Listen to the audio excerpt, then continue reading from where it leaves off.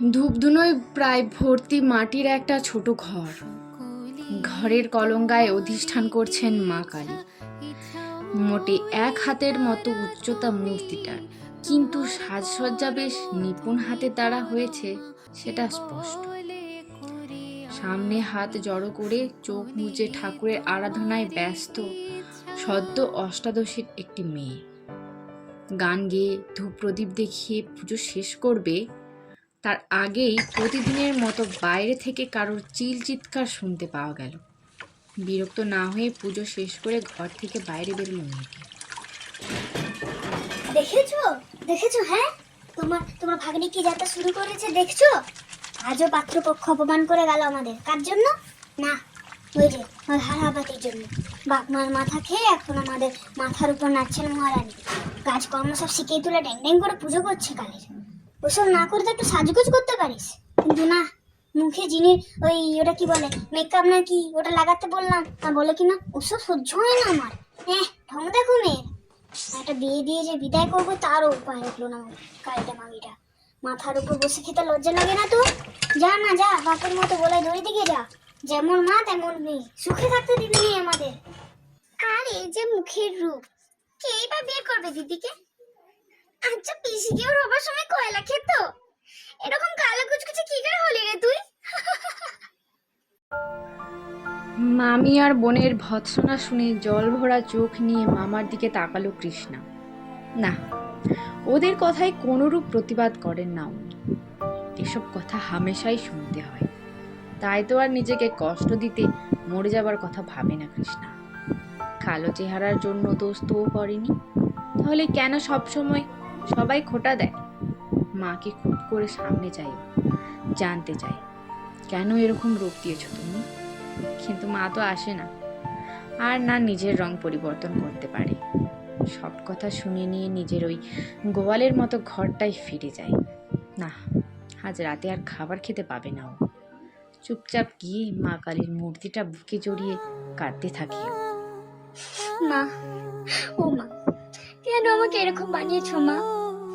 সবাই যে আমাকে কালো, কালকে সাপ, নোংরা আর কত কি বলে, কিন্তু কেন মা? কি দোষ করেছি আমি? সবাই তো দেখতে ভালো, কিন্তু আমি এমন কেন? বলো না মা, বলো না। কাঁদতে কাঁদতে দেওয়ালে ঠেস দিয়ে কখন ঘুমিয়ে পড়েছে কৃষ্ণার টের পায়নি। দরজায় খিল দেয়নি মনে পড়তে হুট করে ঘুম ভেঙে যায় ওর। ঘুম ভাঙতেই বুকে পেটের ওপর কারো স্পর্শ পেয়ে ভয়ে কোকিয়ে উঠল কৃষ্ণা। নিকষ কালো অন্ধকার ঘরে একটুকু আলোর আভা আসছে প্রদীপ থেকে, আর সেই আলো স্পষ্ট সামনের দানবটা, মামার ছেলে জয়, নেশা করে ওর ঘরে ঢুকেছে।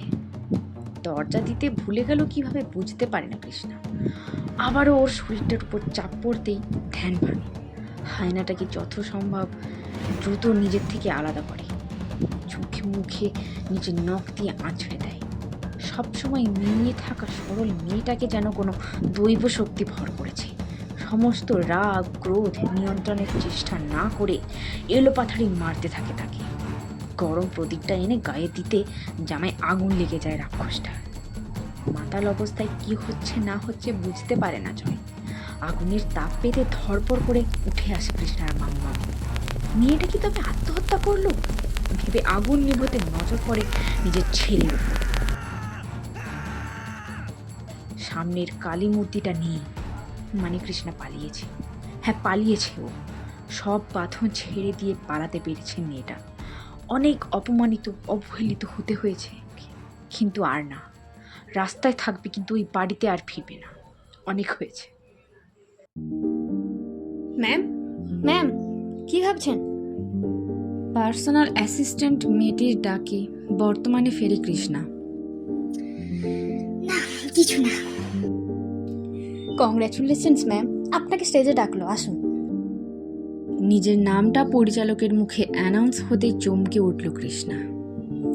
স্টেজে উঠে নিজের প্রাপ্য সম্মান নেওয়ার পর বাকিদের উদ্দেশ্যে কিছু বলার জন্য অনুরোধ করা হলো তাকে। যে সাদা তার মন কাদা, আর যে কালো তার মন ভালো, এই সত্য কথাটা ছোটবেলায় অনেক শুনেছি। কালো শব্দটাই অশুভ, তাই না? তাই তো আদিম কাল থেকে কৃষ্ণাঙ্গরা অত্যাচারী শ্বেতাঙ্গদের কাছে বন্দী থাকত। ওই অত্যাচারী নরপিশাচদের পায়ের নিচে চাপা পড়লেও মুখ থেকে রা বেরোত না। কিন্তু অত্যাচারীদের অত্যাচারের সময়সীমা আগে থেকেই নির্ধারিত থাকে। কেউ প্রতিবাদ করে, আবার কেউ মুখে টেপ লাগিয়ে রেখে সব মুখ বুজে শুইতে থাকে। কিন্তু সবার লিমিট আছে। তাই তো আজ আমি এখানে দাঁড়াতে পেরেছি। লেখকরা তাদের গল্পের নায়িকাদের এত সুন্দরী কেন বানায়? কেন কালো চামড়ার মেয়ে কি কখনো নায়িকা হতে পারে না? সুন্দর টানা টানা পটল চেরা চোখের বদলে গভীর কালো চোখ ভালো লাগে না? কালো দাগ ব্রণ ভরা মুখের বদলে শুধু সুন্দর পিম্পললেস মুখই পছন্দের? হ্যাঁ, এখন স্ট্যাটাস বাড়াতে অনেকেই বলবেন কালো মেয়ে তো ভালোই লাগে, কিন্তু সেই কালো মেয়েকেই যদি ছেলের বউ করতে হয় তখনই নাক কুচকান, আর সেই স্ট্যাটাসের বাহানা দিয়েই তিরস্কার করেন কালো মেয়েটিকে। আপনিও তো মেয়ে, কখনো সেই মেয়েটির জায়গায় নিজেকে বসিয়েছেন? বসালে বুঝতে পারতেন কালো হয়ে কত জ্বালা। আমি ভালো কি খারাপ জানি না, তার বিচার আপনাদের হাতে, কিন্তু আমি কালো, আর সেদিনের অপমানিত লাঞ্ছিত নোংরা কালো মেয়েটাই আজ এই স্থানে। ইন্টারন্যাশনাল মডেল হওয়ার জন্য ধন্যবাদ আমার আর্ধা কালি, আর ধন্যবাদ ড্যাড, যিনি আমাকে রাস্তা থেকে এনে নিজের মেয়ে স্থানে বসিয়েছেন। ধন্যবাদ মামা মামি, আমার বলতে দ্বিধা নেই, আপনাদের জন্যই আমি এই জায়গায়। ধন্যবাদ বললেও কম হবে।